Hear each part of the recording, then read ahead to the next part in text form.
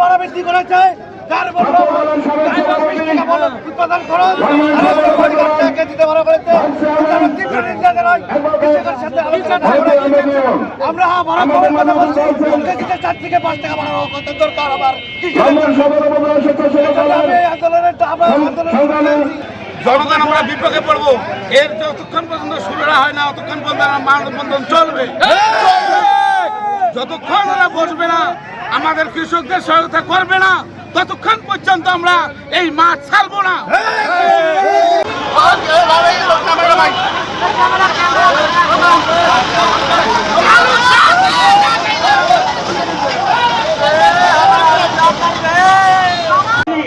আপনারা ঘোরাফেরা না করে এখানে আসছি না, আমাদের দাবি যদি মানি না হয়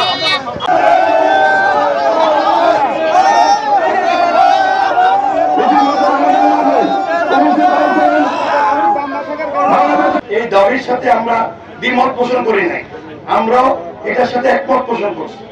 এখন আপনারা হচ্ছেন একটা পক্ষ, যারা সুবিধা নেবেন, যারা সুযোগ চাচ্ছেন, যারা সত্যিকার যেটা দরকার সেটা চাচ্ছেন, আপনাদের অভাব অভিযোগের কথা বলবেন। এখন কোন রাজনৈতিক সরকার নাই, আপনারা খুব ভালো করে জানেন। ইন্টেরিয়র গভর্নমেন্ট সব সময় আমাদের যারা সিটি কর্পোরেশন থাকে ওরা আমাদের এখানে অভিভাবকের ভূমিকা পালন করে। তার মধ্যে আমাদের আমি আপনাদেরকে বলেছিলাম আমার ইউএনও স্যার আসবেন, ইনশাআল্লাহ ইউএনও স্যার চলে আসছে। আপনারা আপনাদের বক্তব্য আমাকে কথা দিয়েছেন যে আপনারা আপনাদের বক্তব্য বলবেন, স্যার আপনাদের বক্তব্য শুনবে, সলিউশনের কথা বলবে, তারপর সিদ্ধান্ত দিবে এবং আপনারা মানবেন। কথা ঠিক না বেঠিক?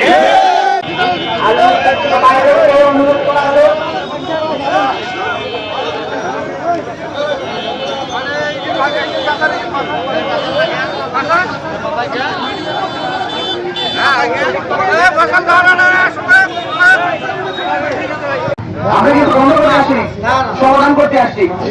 এখন সমাধানটা তো অবশ্যই যৌক্তিক হতে হবে, বসে করতে হবে। আপনারা যদি এখানে বসে কষ্ট করেন আপনাদেরও কষ্ট হবে, পাশাপাশি যতগুলো গাড়ি আছে আমাদের লালমনিরহাটের লোক এরাই সাফার করবে, অন্য কেউ সাফার করবে না। এই রাস্তা আমাদের লালমনিরহাটের লোক ইউজ করি কিনা? আপনাদের উচিত আমি মনে করি মানুষকে কষ্ট না দেওয়া, কারণ আপনারা কষ্টে আছেন, কিন্তু আরেকটা মানুষকে কষ্ট না দেওয়াই ভালো। আমরা সবাই চাই আপনাদের যে সমস্যার সমাধান হোক।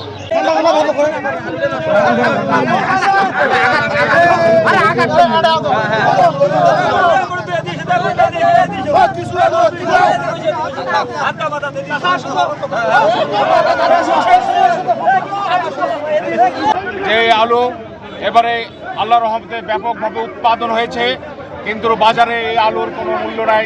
আপনারা জানেন যে 10 টাকা এবং তারও কম মূল্যে কৃষকদের আলু বিক্রি করতে হচ্ছে, তবুও কোনো ক্রেতা নাই। ফলে স্বাভাবিকভাবে কোল্ড স্টোরের প্রতি নির্ভর হতে হয় কৃষকদের।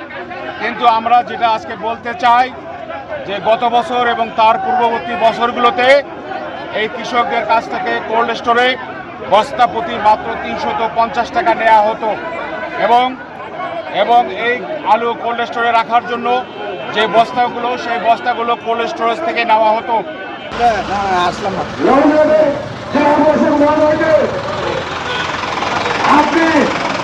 কিন্তু এই সুযোগটা নিয়েই এই স্টোর কর্তৃপক্ষ রাতারাতি পূর্বের স্টোর ভাড়া এবার দ্বিগুণ ভাড়া করেছে, যাতে কৃষকরা সরাসরি স্টোরে আলু রাখতে না পারে, দালালদের মাধ্যমে, বড় বড় ব্যবসায়ীদের মাধ্যমে আলু যেন গোডাউনে যায়। এবং আমরা জানি যে কৃষক পর্যায়ে যে ভাড়া ধরা হয় এবং যারা বিভিন্ন তাদের সিন্ডিকেটে যারা এক্সিডেন্ট আছে তাদেরকে কিন্তু ভাড়া তার চেয়ে কম ধরা হয়।